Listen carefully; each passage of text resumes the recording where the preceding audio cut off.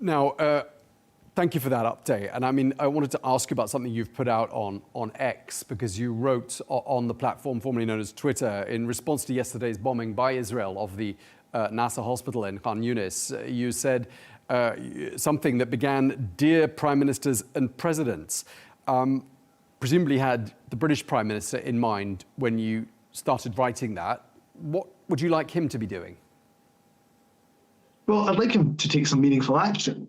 Today, the UK Prime Minister has described that double tap bombing of Al-Nasser Hospital. Let's remind ourselves what we saw. We saw an Israeli airstrike on a hospital, killing journalists, killing civilians.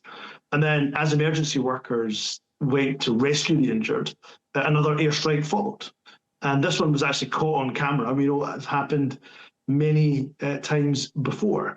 The Israeli Prime Minister calling it a mishap. A mishap is when you accidentally CC in the wrong colleague into an email. It's not when you kill emergency workers and bomb a hospital. So the UK Prime Minister today has responded by calling that, and I quote using his words, indefensible.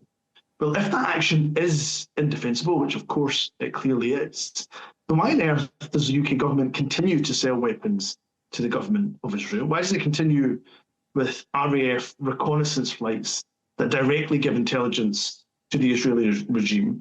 And why on earth do they continue to train, the UK army continue to train IDF soldiers? So at the very least, the complicity, the support that we give the Israeli regime must be completely withdrawn, and then proactively sanctions must be imposed on a nation, a rogue nation, that is clearly, completely and utterly out of control.